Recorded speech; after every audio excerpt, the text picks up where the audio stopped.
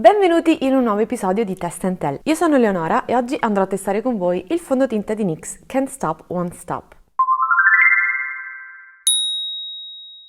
Questo fondotinta è un fondotinta liquido in crema del brand NYX Professional Makeup. Uscito in ben 45 colorazioni, contiene 30 ml di prodotto ed ha un erogatore a pompetta, quindi molto igienico. Il prezzo di vendita è di 17,90 €, io l'ho ricevuto dall'azienda gentilmente e questa è la tonalità 07 Natural. Trovate giù nell'info box il link per andare ad acquistarlo online, ma sappiate che è disponibile anche nei negozi fisici del brand. Promette di essere leggero, waterproof e ultra pigmentato.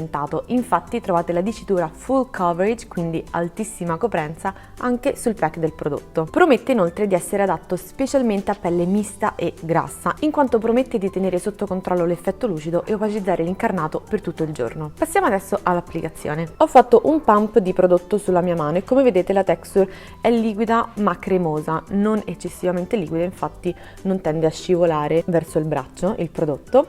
Prendo una blender, in questo caso utilizzo una blender di Puro Bio, in quanto trovo che sia il miglior metodo di applicazione per questo tipo di prodotto, e vado piano piano ad applicarlo su tutto il viso.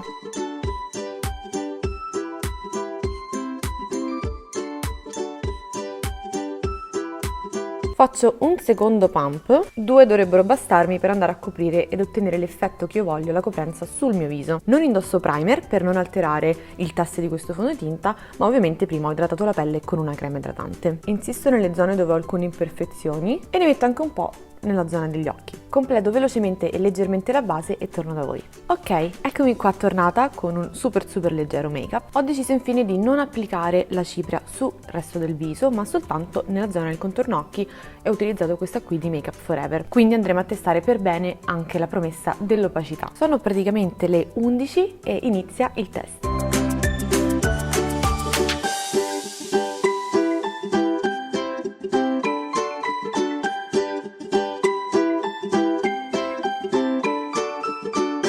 È l'una, quindi sono passate 2 ore dall'applicazione. Sono in treno per un viaggio che durerà 5 ore, quindi metteremo veramente a dura prova questo fondotinta, sarà un test super importante. Per ora la situazione è perfetta, non ho messo neanche la cipria, non si è minimamente lucidata la pelle, non fa nemmeno caldo, non è una situazione iper calda, ma dentro al treno c'è l'aria condizionata, quindi non fa nemmeno più quel freddo che faceva fuori. Vedremo queste ore del treno come modificheranno magari la resa del fondotinta. Secondo aggiornamento, sono le 18:44, quindi è quasi finita la giornata.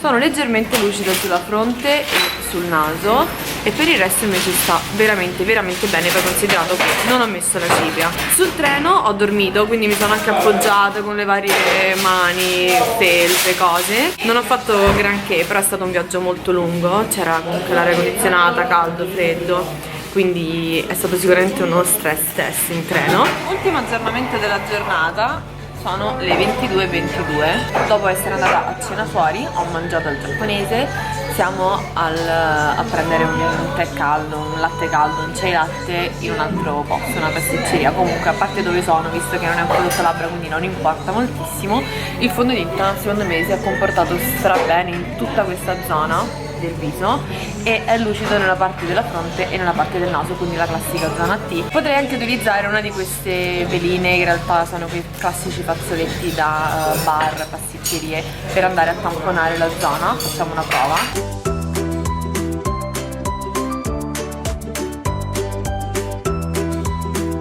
Che differenza, assorbono veramente tantissimo olio questi fazzolettini qua. Comunque ci vediamo direttamente per le conclusioni finali. Eccoci qui alle considerazioni e le conclusioni finali di questo test, anzi di questo primo test and tell. Cosa ne pensate di questa giornata che abbiamo passato insieme testando il fondotinta di NYX? Io provo questo prodotto da tanto tempo e questo test non ha fatto altro che confermare la mia idea. Parto dal presupposto che la mia pelle è un tipo di pelle mista, con delle zone grasse, particolarmente la zona T, e proprio questa zona solitamente si lucida dopo poco tempo. Nonostante non abbia messo la cipria, il fondo è durato bene, proprio bene per 4-5 ore, quindi per tante ore. La situazione diventa, diciamo, insostenibile o comunque non carina da guardare soltanto poi verso sera, dopo tante ore dall'applicazione. E oltre la zona T, le altre zone invece erano perfette, cioè anche dopo tante ore le altre zone del mio viso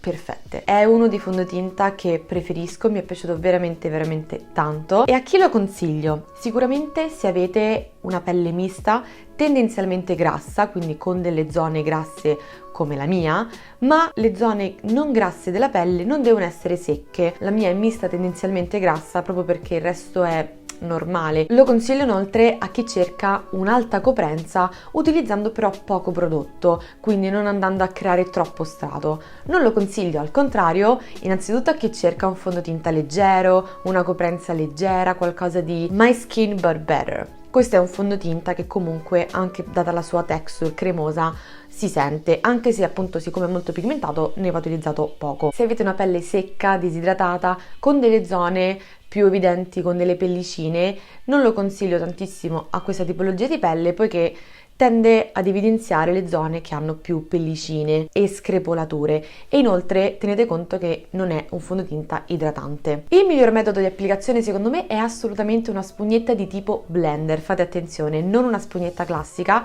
ma del tipo blender, quindi quelle spugnette che sotto l'acqua si ingrandiscono, le strizzate bene bene bene e poi andate ad applicare il prodotto. Lo sconsiglio, o almeno io non mi sono trovata benissimo ad applicarlo con le mani o con i pennelli, data la sua texture si vede la striatura del pennello sul viso e con le mani non si stende in maniera omogenea. Se non volete perdere altri test and tell, mi raccomando iscrivetevi al canale, supportateci in questa nuova avventura e questo nuovo progetto. Ci vediamo giovedì con una nuova recensione e nel frattempo anche su Instagram come Test and Tell con nuovi contenuti tutti per voi. Alla prossima, ciao!